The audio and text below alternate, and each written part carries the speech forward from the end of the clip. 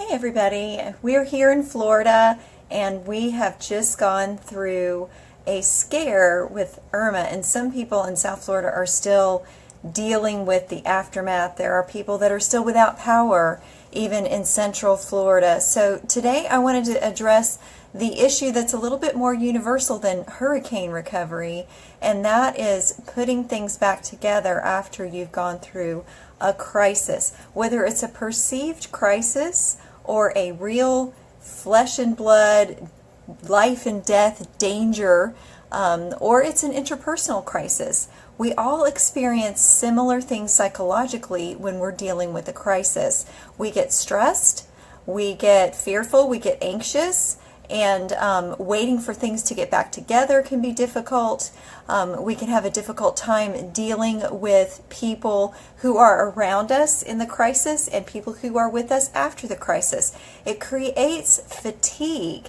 And a lot of people are saying the same things now in Florida. Even those of us who did not endure significant damage are still feeling this post-hurricane fatigue and fugue, where we're feeling confused, we're feeling like we can't think straight, we're exhausted, even though we are not the ones in South Florida putting our homes back together piece by piece. It still feels very strangely like we have been through a crisis, because our minds were all geared up for crisis. We were all ready and prepared to go through this horrible storm, and we endured some of it, which was raging outside of our houses with boards around the windows. So that was a little bit stressful at times. Whether we acknowledge the stress at a conscious level, there's still an unconscious level of stress, of crisis that we can go through, and we can experience the same kind of crisis when it's grief and we're trying to put life back together after that. That can last much longer than putting homes back together after a huge hurricane. And some people in our current world state and other places, even here in Florida, are dealing with both at the same time. They're dealing with putting together their homes and all of the things that they lost, along with people that they have lost, which is horrific to have to be putting that back together. And while we're dealing with this and dealing with this mental strain and trying to figure out how to do this, I thought I would give us some tips on how we can make it through this difficult time right now. The first thing I want to mention that's very, very important in this time is grace. Everybody deals with loss differently, and everybody deals with crisis differently. So give grace to yourself first as you're going through this. Don't expect to function at 100% right now. We're just not going to.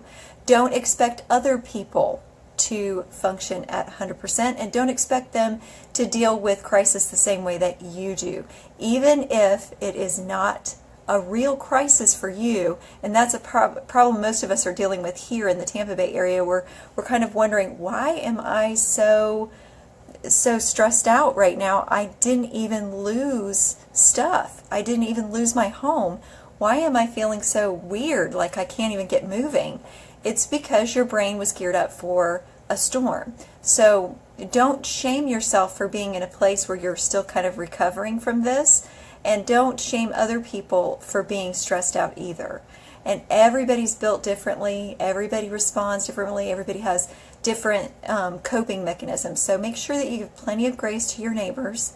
And different people are going to take longer to recover. So, be prepared that people are going to be a little distracted, and they're going to be a little disoriented, and they're not going to be thinking straight. So give people plenty of patience, and try to get that yourself. And to be able to have the best patience that you can, rely first of all on all the faith things that you can put back into your life. That'll be one of the first things that you need to draw back upon to build yourself back up. Give yourself plenty of time to rest. Give yourself plenty of time to meditate and rest in God. Give yourself plenty of time to pray and soak up Scripture. We need the support of God to rebuild ourselves mentally and physically and spiritually after we've been spent. That's very, very important. Regardless of what the crisis is, you need rebuild time. We need to get away from the rebuild time That's the physical rebuilding of putting things back together and doing the tasks. There needs to be time built in so that you can get out of the house. Last night my husband and I went for a walk, and I couldn't believe how much better I felt just getting out of the house, away from all the stuff and the lists of things that I have to do.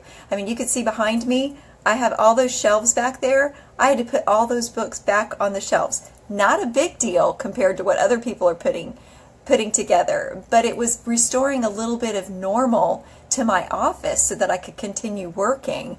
And that seems like a small thing, and it is, but we have to learn to put a little bit of normal back in every day and not expect too much of ourselves, not expect to have it all back together right away after the crisis or the perceived crisis is over.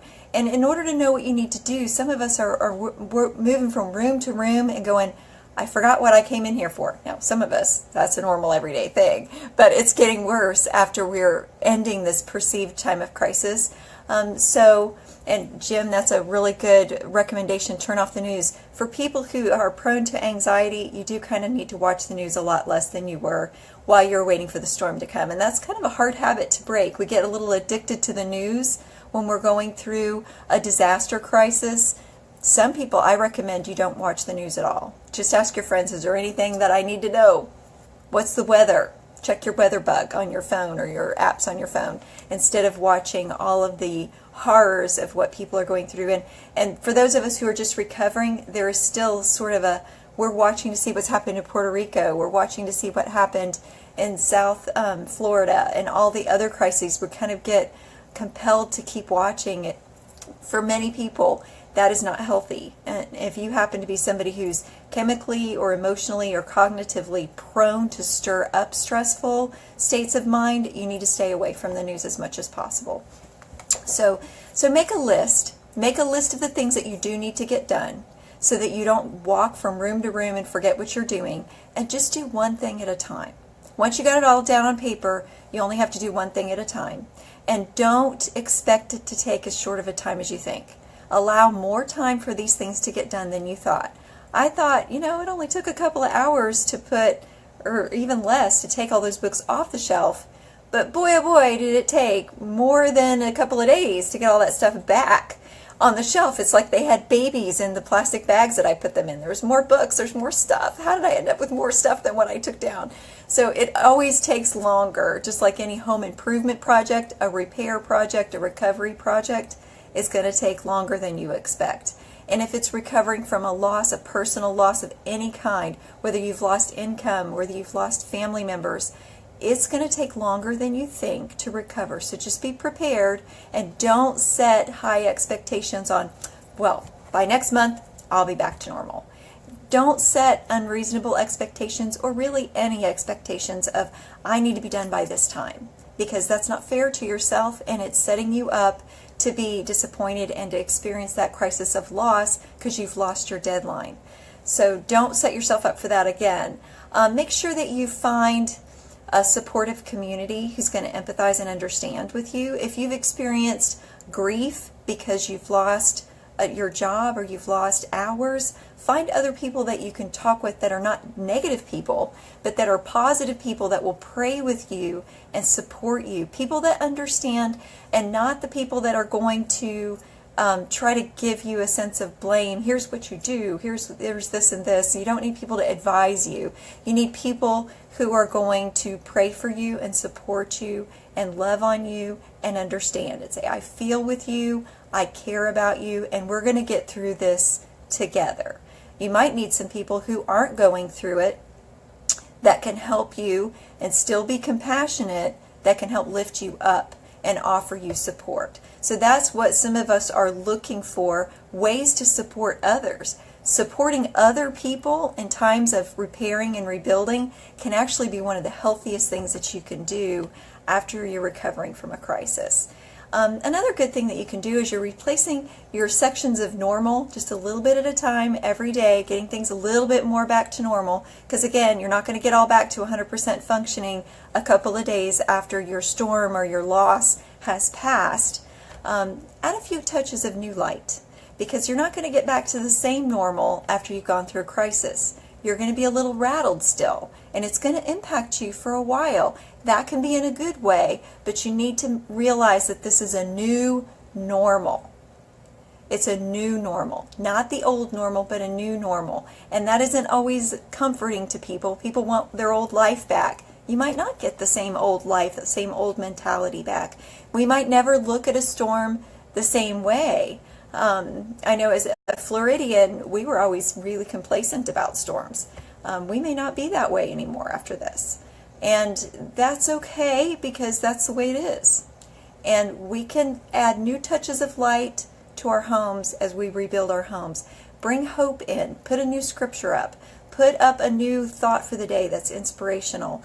Add some new things back in. As I redid my office, I added some new ways of looking at my office back in. I put up a picture that I found of a waterfall.